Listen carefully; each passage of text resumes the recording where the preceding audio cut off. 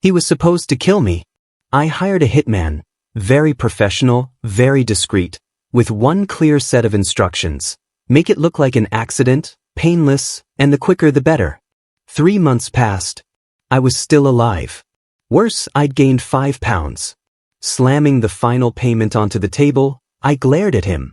When the hell are you actually going to do it? He didn't even flinch. Still wearing an apron, he came out of the kitchen carrying a steaming pot of chicken soup. The rich aroma filled the room as he set it down in front of me, his tone maddeningly calm. What's the rush? Get your body in better shape first. That way your autopsy report will look nice when you die. Welcome to History Channel. Subscribe to follow all our latest adventures. Story begins. The soup really was obscenely good. 4 hours of simmering an old hen, every bit of foam skimmed off the top, finished with a scatter of bright green scallions. The broth was gold, rich, fragrant, impossible to resist. I caved and drank 2 bowls. I regretted it immediately. A man who wants to die should not be this weak to food. My name is Tyler Gibson, the second young master of the Gibson family, and the biggest joke our family ever produced. I have severe depression and crippling anorexia. Being alive feels like drowning in the deep sea. Every breath burns, like my lungs are on fire.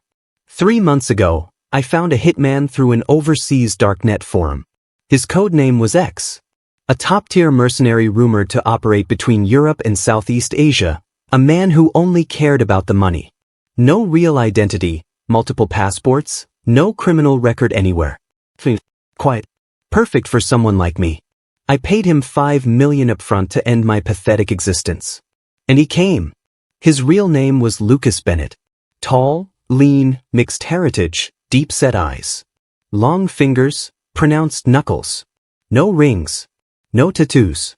When he looked at me, it was like he was appraising an object, something to be categorized, priced, and filed away. The first time we met, he stood in the doorway of my empty villa and frowned. I thought he was unhappy about the difficulty of the job.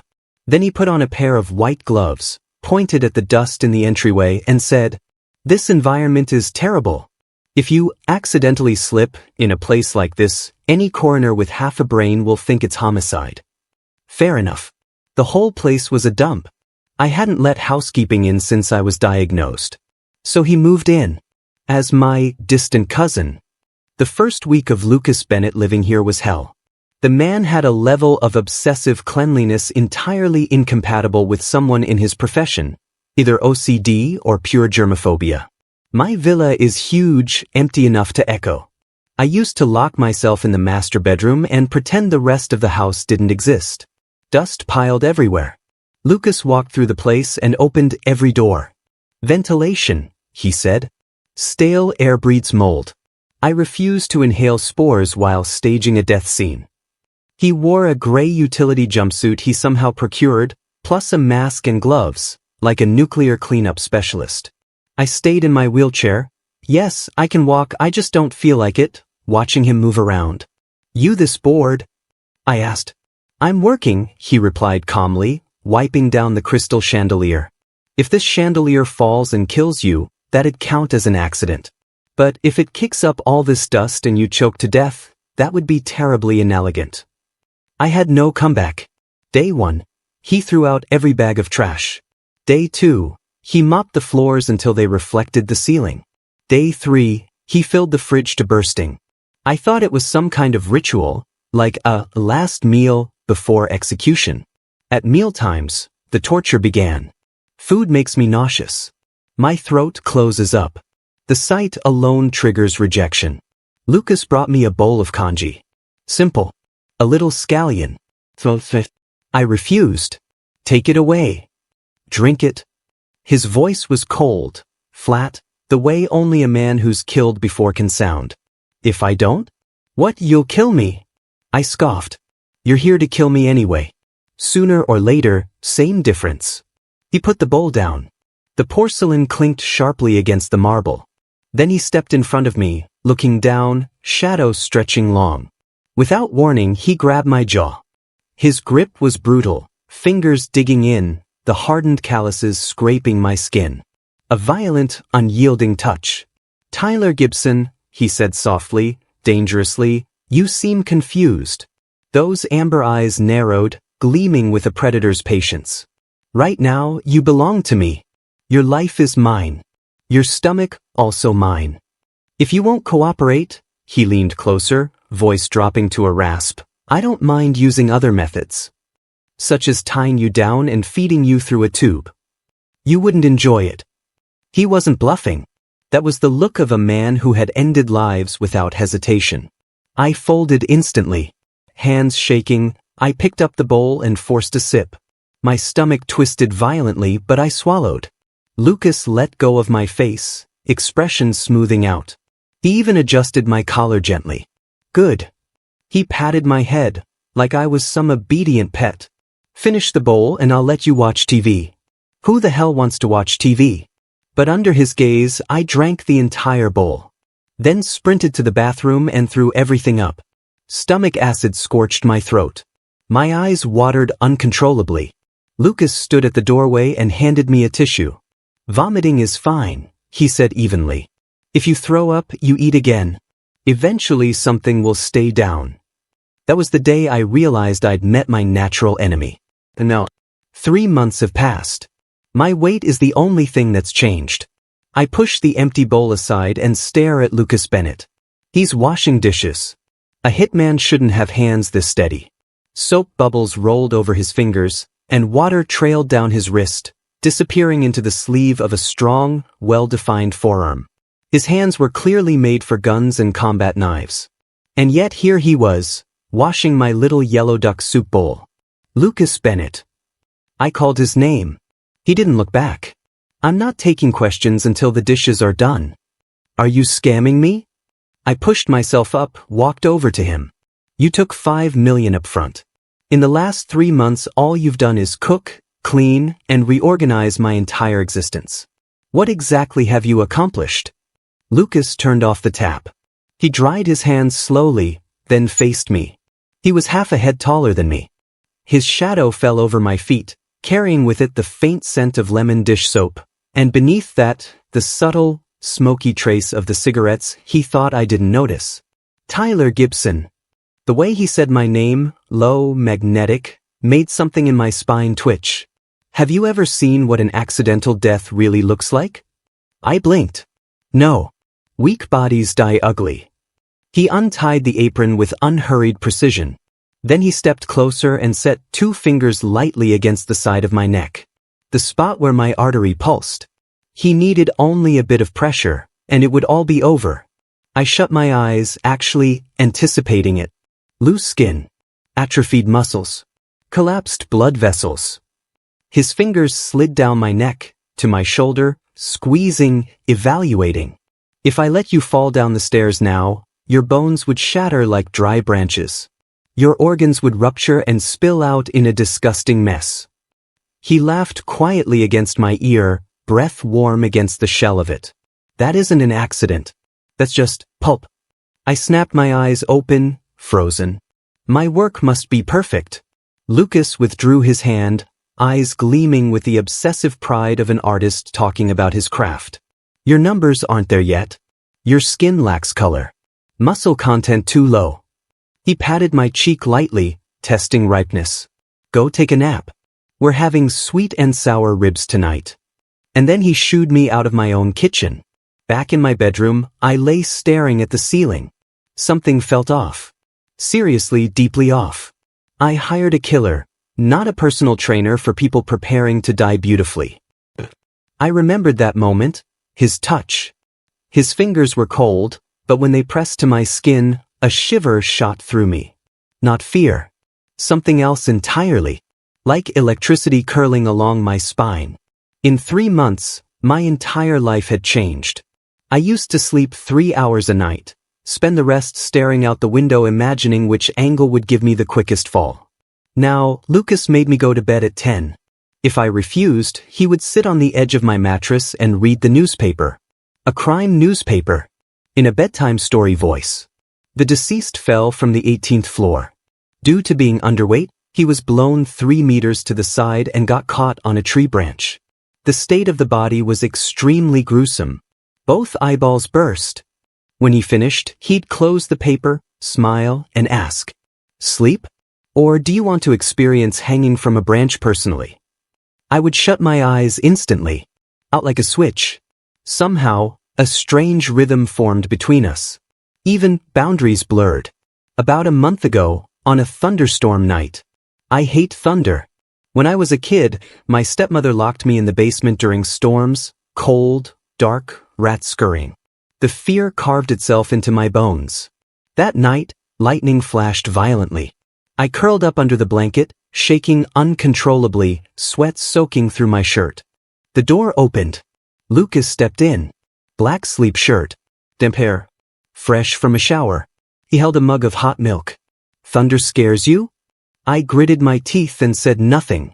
Pride is a stupid thing, but I had so little left, it was all I could cling to. Lucas sighed, set the milk down, and lifted my blanket to get into my bed. "What the hell are you doing?" I yelped, scrambling backward until I nearly rolled off the bed. "Sleeping," he said, as if it were obvious. He fluffed my pillow. "You're my cargo. Until delivery, it's my job to ensure you don't get damaged. If you die of fright, who gets blamed? Get out. This is my bed. There's plenty of space." He hooked an arm under the blanket and pulled me, blanket and all, straight into his chest. His body was hot. Solid. This was a hitman's embrace? Why did it feel safe? I tried to push away, but he tightened his arms just enough, unyielding as steel. "Don't move," he murmured at my ear, voice lazy and edged with sleep. "Move again and I knock you out." I went perfectly still. Thunder still cracked outside, lightning slashed the sky. But in his arms, it all felt muffled, distant. I found myself pressed against his chest, listening to his steady heartbeat, breathing in the faint scent of his soap. And somehow, I drifted off. When I woke up, he was gone. The milk had gone cold on the nightstand. If not for the faint trace of smoke on the pillow, I might have believed I dreamed the whole thing. I stepped out into the hall and found Lucas on the balcony, smoking. Wide shoulders. Narrow waist. A silhouette that looked carved from the morning light. He heard me and glanced over. "You're up?" Breakfast on the table. His tone was cool, distant, as if the man who held me while I slept wasn't him. Annoyance flared. And something else I didn't want to name. Lucas Bennett. Last night. He raised a brow, crushing the cigarette beneath his heel. "What about last night? Why did you?" "Oh, that." He sounded maddeningly casual. "You were shaking so hard I thought you might drop dead. If you die too early, my 5 million goes down the drain." Money. It was always money. The tiny spark that had just lit inside me snuffed out instantly. "You really love money that much?" "Of course." Lucas walked past me, then paused, lifted a finger, and flicked it lightly against my forehead. "In this world, only money won't betray you." The way he said it, soft, worn around the edges, made my chest tighten unexpectedly. For the first time, I wondered if someone like him carried a hollow space inside too, something carved out long ago. At 3 in the afternoon, I woke up starving. Starving. 3 months ago, even thinking about food made me gag. Now my stomach was protesting loudly.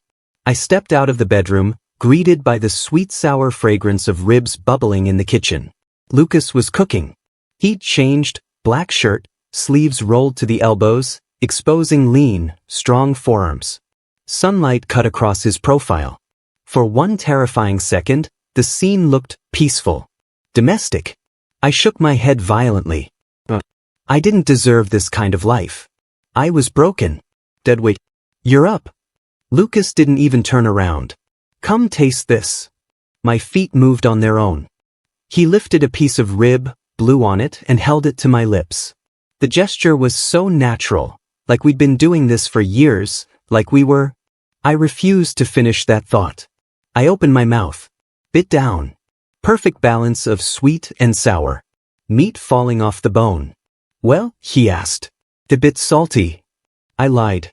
Lucas raised a brow, took the same piece I'd bitten, and popped it into his mouth. "It's perfect." He tossed the bone into the trash and shot me a look. Tyler Gibson, your sense of taste is coming back. Seems like the day I make my move isn't far.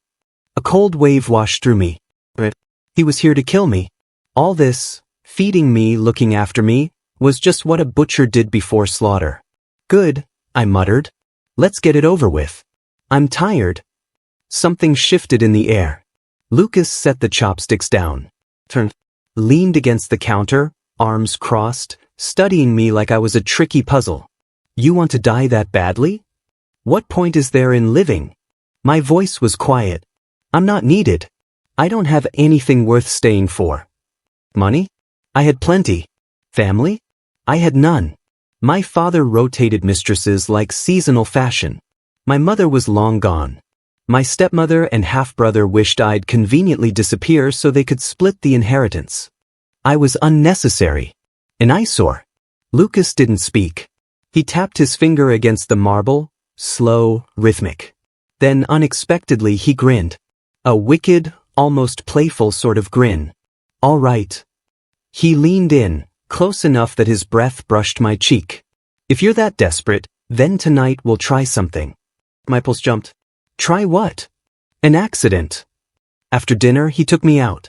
The first time I'd left the villa in 3 months.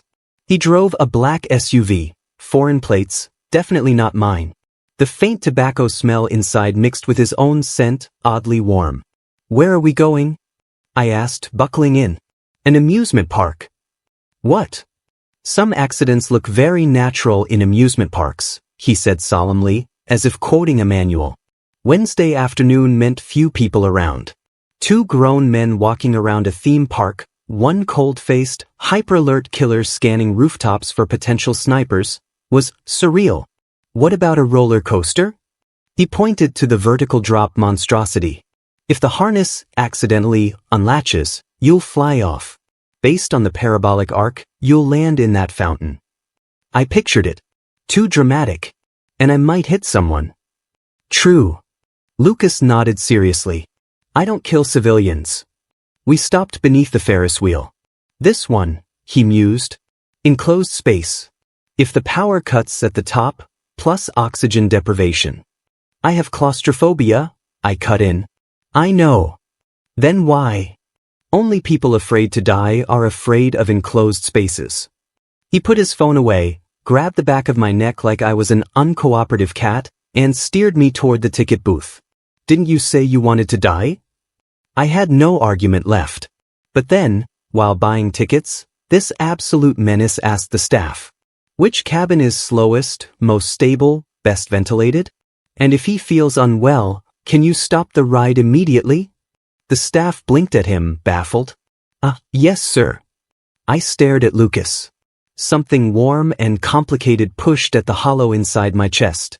We got into the Ferris wheel cabin. As it rose, the city sprawled beneath us. I hadn't seen the skyline like this in years. I used to think the city was dull and suffocating. But today, under the sunlight, it looked almost colorful. Tyler Gibson. Lucas called my name. Yeah. Look there. He pointed toward a distant stretch of cranes and half-built steel frames. That used to be an orphanage. How do you know? Because I grew up there.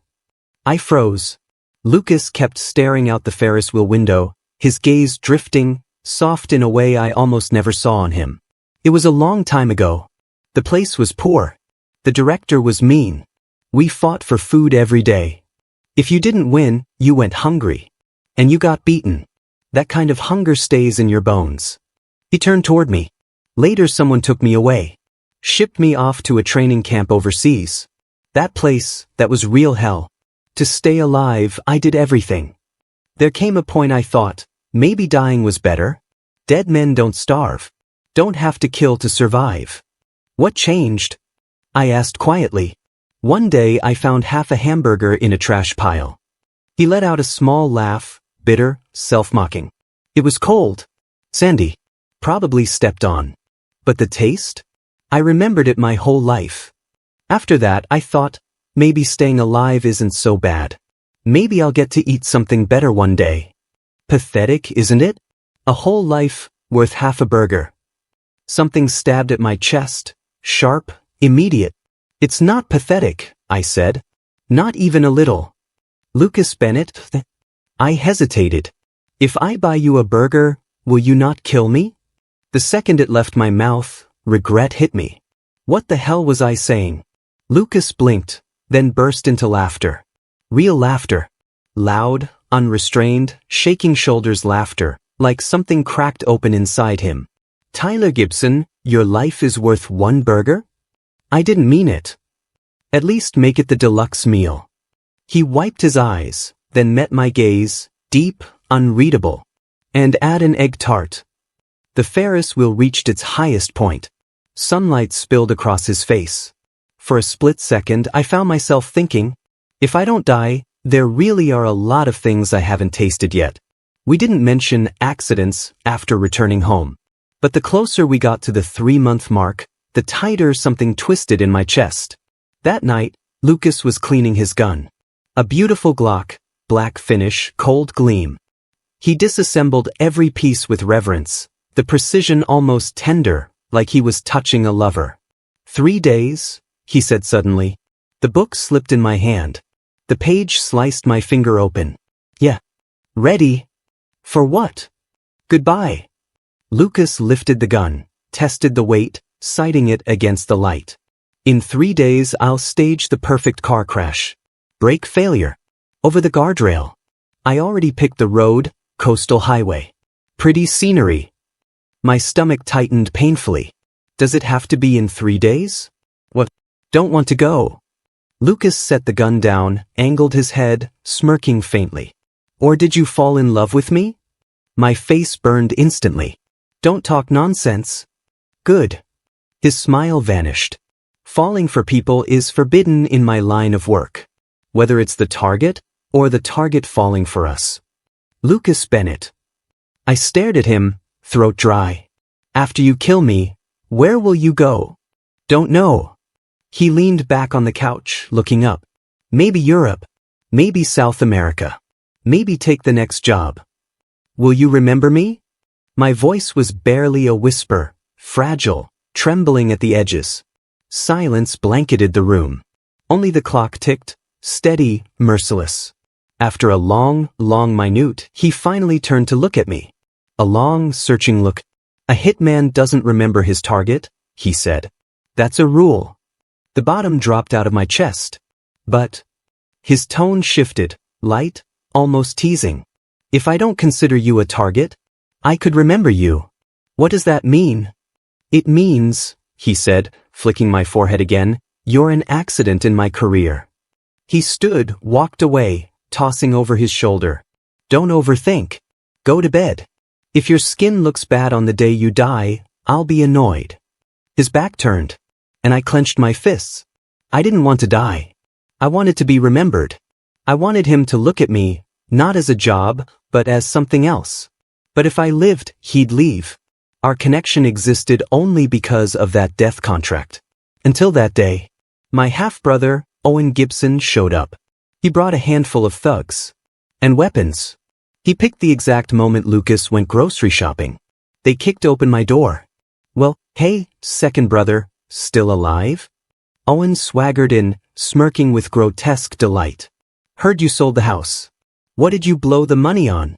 Keeping a pretty boy? I sat on the sofa, clutching the glass of juice Lucas squeezed for me. Seeing Owen made my entire body lock up with fear. Get out, I whispered. Is that how you greet your brother? He stepped closer, lifting a knife he'd snatched from one of his goons. Dad told me to check on you. If you really can't keep living, sign your shares over to me. Why waste them? He slid the knife along my cheek, cold metal biting my skin. With your depression, suicide is perfectly reasonable. If I kill you and stage it as suicide, who'll doubt it? Fear swallowed me whole. What are you doing? Sending you off. Owen grinned, raising the knife. Bang. The door slammed open. Lucas Bennett stood in the doorway, holding 2 grocery bags, tonight's dinner ingredients. The second he saw what was happening inside, his expression darkened into something terrifying. It was a face I'd never seen before, like a demon climbed straight out of hell. The temperature in the room seemed to drop with the look in his eyes. Let him go. He set the bags down carefully. His voice was quiet, deadly. Whoa. With the bodyguards back, Owen Gibson sneered, emboldened by numbers. Get him. Kill him. 7 or 8 thugs charged forward. I screamed, panic surging in my throat. Lucas Bennett. Run. But Lucas didn't run. He moved. Like lightning. Too fast for me to follow. All I heard were bones breaking, grunts of pain, screams cut short. A storm of violence tore through the room. This was the power of a top-tier killer. Every movement was efficient, brutal, decisive. Every blow landed with precision. And yet, he held back just enough not to kill. In under 3 minutes, everyone was on the floor. Including Owen Gibson. Lucas stepped on Owen's chest, twirling the stolen knife between his fingers. I told you, he said coldly. He's mine. My prey. No one touches him but me. Owen was sobbing, snot and spit mixing on his face. Please. Please, I'm sorry. I was wrong. Lucas ignored him. He turned to me. Tyler Gibson. Come here. I stumbled forward on trembling legs. How do you want him to die? He asked, like he was asking what I wanted for dinner. I looked down at Owen. That disgusting, pathetic face. And suddenly, I pitied him. All that for money. He turned himself into a monster. I didn't want to become one too. Let him go. I said it softly. Call the cops. Let them deal with him. Lucas raised a brow. No kill. No kill. I met his eyes and drew in a shaky breath. Not worth dirtying your hands. He blinked, then unexpectedly smiled. And in that instant, all the cold melted from his gaze. Lucas tucked the knife away and kicked Owen in the ribs. You heard him. My boss is merciful. Turn yourself in. Confess everything. Miss one crime, and I'll come find you myself. Oh, and I'm not from around here. But I know at least 100 ways to make sure prison is the least comfortable place you've ever lived. Owen fled. Crawling, stumbling, scrambling out the door. And just like that, it was quiet again. Only the two of us remained. The place was a mess. Lucas sighed, glancing at the scuffed floors. I just mopped. He walked over and started checking me, eyes scanning for injury. You okay? I shook my head. Not because I was hurt, but because I looked at his face, close now. His shirt wrinkled, sleeves torn from the fight. Disheveled. Fierce. And something surged up inside me. I threw my arms around him. Tight. Desperate.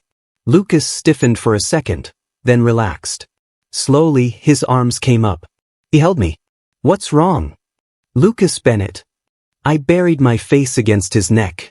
His scent hit me, soap and smoke and heat, and I broke. My tears soaked into his collar. I don't want to die. I said it. With everything in me, I said it. I want to live. I want to live with you. The silence in the room became unbearable. I could hear his heartbeat.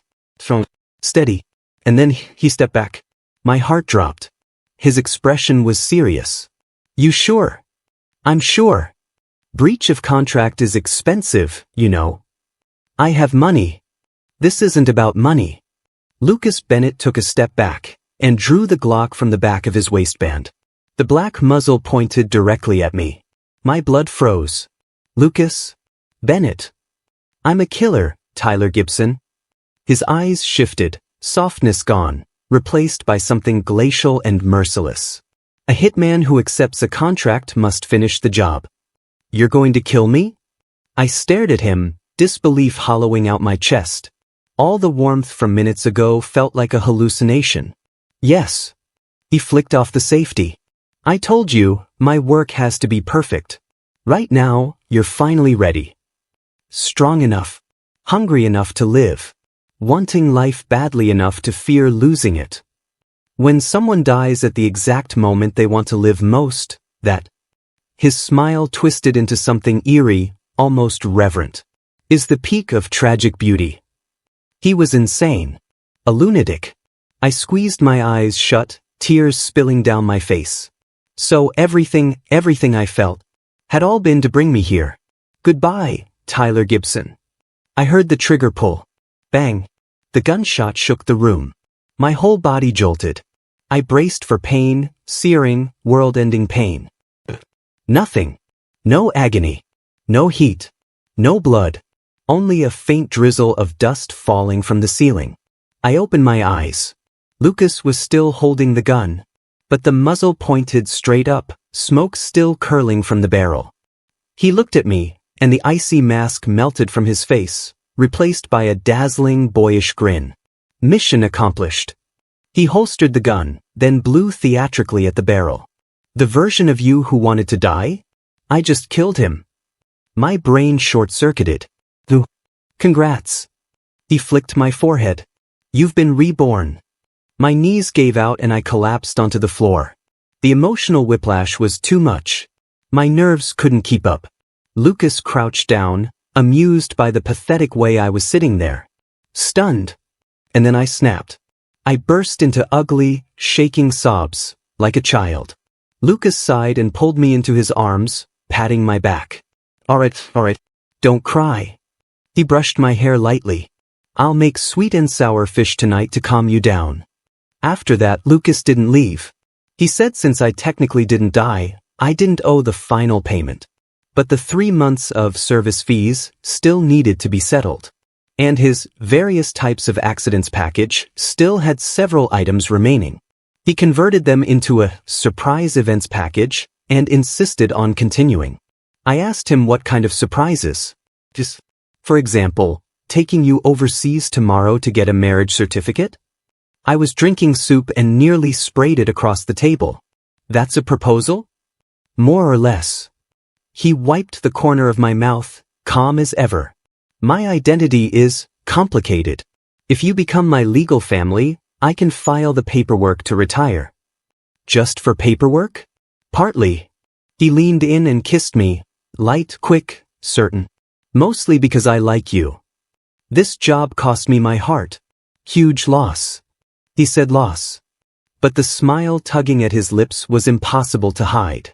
When we went abroad to register the marriage, the clerk looked at me, then at Lucas. You two are? Voluntary, Lucas answered instantly.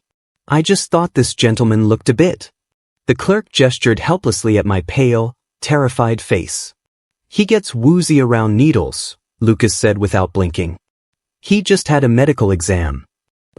Oh, I see. The moment the red book was handed to me, I felt unreal. Just like that, we were married? To a man who was once hired to kill me?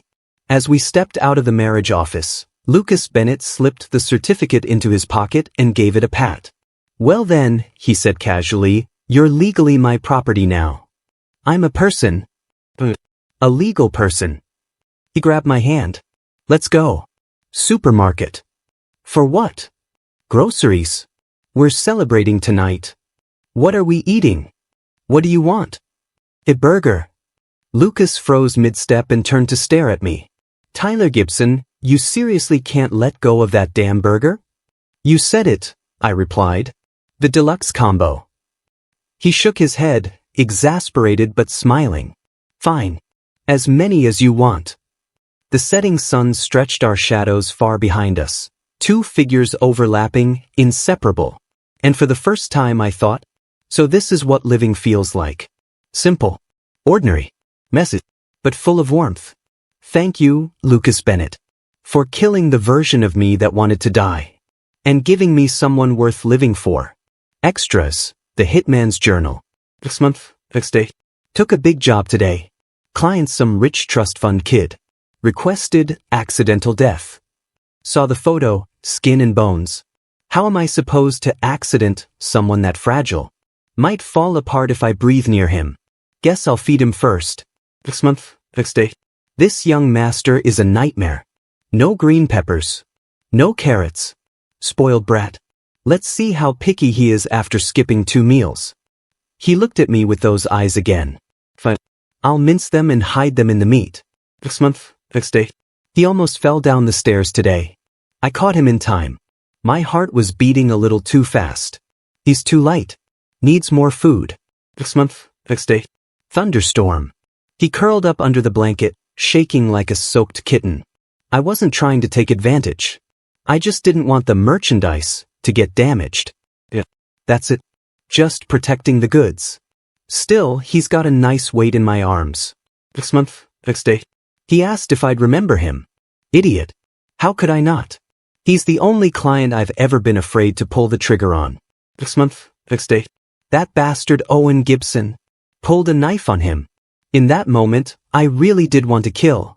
If Tyler hadn't said no, there'd be one more corpse in the house. Next month, next day. He said he doesn't want to die anymore. Now I don't have to agonize over that stupid contract. That gunshot really scared him. Ugly cry. But kind of cute. Next month, next day. Bought rings today. Perfect fit. No more killing. Full-time house husband doesn't sound too bad. After all, there's a spoiled rich brat at home who needs feeding. The end. Thanks for stopping by. Subscribe and hit the notification bell so you don't miss out on any new videos.